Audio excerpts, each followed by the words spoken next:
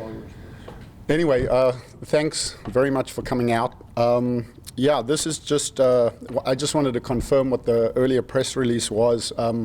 University of Texas are going to host two professional tennis tournaments, one a women's tournament, October 21 through 27, and then a men's tournament, October 18th to the 24th. Obviously for University of Texas, our student athletes, and for the larger tennis community in Austin, it's a big deal. I don't think we've had pro tennis here for certainly a couple of years, so it's nice to have it back. The thing that's absolutely huge is Brian Sheffield, whose company was Partially Energy, but Brian has put up the money to make this thing happen. It's under the title of Dropshot LLC, who are going to stage the event.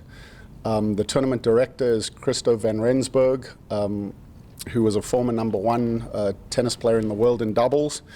And it's just a great opportunity for our student athletes to actually get a taste of professional tennis. And obviously, from our perspective, we really encourage the tennis community and the community at large to come out and support, to be entertained. It's very high-level tennis. And the price is right as well. I think it's free. If you go to dropshotllc.com, you can print up tickets there, or use whatever the gadgetry is for getting tickets these days. My guess is smartphones, but it is free for the public. We'll take questions. Dennis, on your right. Yep. Hey, Coach, do you have any idea who might be coming to this as far as talent-wise? So these tournaments are, maybe it just requires a little sort of explanation.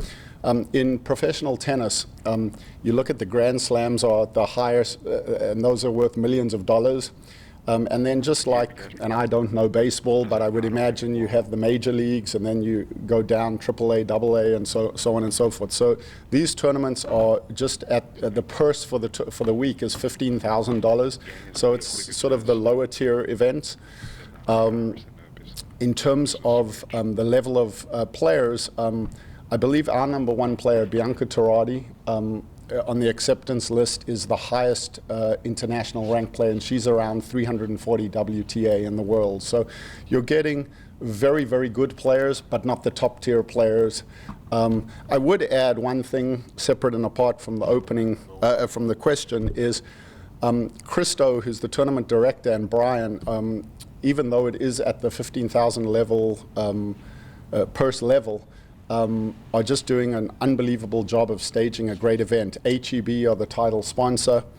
They're going to have catering for the players, and Christo has played at Wimbledon and all these tournaments, and so it's going to be a first-class event, albeit at a lower purse. But several of the players on our team are participating. We have identical twins, Anna and Bianca Torati, from Milan, Italy, or near Milan. They'll correct me. And each, Bianca's about 340 on the WTA, Anna's somewhere around 400 or 500 on the WTA. Is it like similar like in golf where they just play as an amateur? Kind of? Yes, so just, again, yank me by the ear when you need to, but they are absolutely allowed to play in professional events. As long as they don't accept any money beyond actual and necessary expenses from an NCAA point of view. In this instance, since it's on our campus and they don't have expenses, they can't take any money. But just like golf, during the summer, many golfers and collegiate tennis players will play in professional events and can take prize money up to actual and necessary expenses. Bob, go ahead. What does it mean for the university to get to host an event like this? Well, I just think that, again, the city of Austin and University of Texas are so sort of wedded over longer than I've been alive. And so the idea that professional tennis is actually going to be on our campus again, I think is a great thing. It's an emblem of how much the community does for UT and vice versa, what UT does for the community. And so the fact that Brian Sheffield and the Drop Shot LLC having got HEB as a title sponsor, to make it an excellent event, the community can come onto UT's campus and see some professional tennis. I think it's a great thing for everyone. Kurt Grader. How big is the college draw in the field? So these professional tournaments have a qualifier and then a main draw. I believe the main draw is 32. It's a 32 draw. It goes 32, 16 quarter semis and finals. The qualifier, I believe, is a 48 draw that will require 2 rounds. You need to win 2 rounds, Right. possibly 3 rounds, depending where you're placed, in order to qualify for the event. How many college players in the So, just to give you a flavor, Anna Taradi on our team played in an event up in Norman, Oklahoma, the Norman Open, and actually won it last week. So many of the college players who are on the cusp of amateurism and pro participate in it. I would say in the draw of 32, you're probably going to have somewhere between 10 and 15 college players and another 10 and 15, touring pro players. Who are the top 2 or 3 college players? Happy to say it. Bianca and Anna Taradi on the acceptance list this week are the highest 2 ranked players that are in. We have another young lady from Chile, Fernanda Labraña, who's probably, she may or may not be seeded for it, but higher up in the, Right. yeah. Okay. And the Trotty twins, are they at that pro level? Any reason why they're still in college? Just love being in college? Or? I think that, again, the pie in tennis isn't quite like the NBA or baseball. The pie is way smaller. Right. They are both excellent players and definitely wanting to make, their intention is to make a living from playing tennis.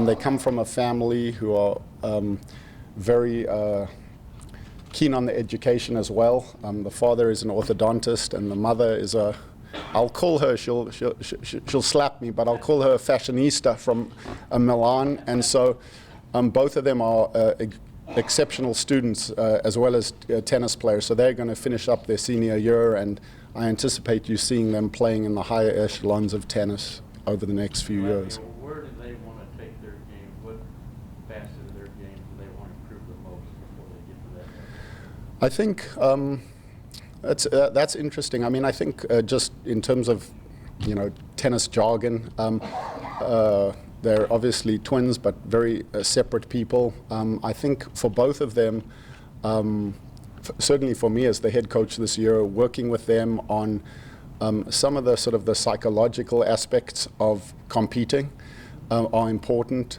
With Bianca, perhaps to be a little bit more aggressive on the court. Inherently, she's pretty risk averse. And Anna, same thing. Some of the psychological things that allow her to, play a little bit more freely. They're both wonderful athletes. They move as well as anyone can move. So. Do you have a psychological coach? At the moment, we don't. Yeah. But when we get done with the fall, tennis is a quirky sport. We get done in November with the fall stuff, then we have a little bit more time, and we are looking at having a consultant come work with, some of the kids on these type of things. There's no questions? Is this going to be an annual event? That's the hope. Obviously, Mr. Sheffield has made this commitment, which is fairly considerable. Even though it is at sort of the lowest tier of professional in terms of the purse, I know Brian Sheffield and Christo have, gone guns a-blazing to make it a very good event. And I think their intention, obviously I can't speak for them, but I think their intention is to have more and perhaps even at a higher purse going forwards.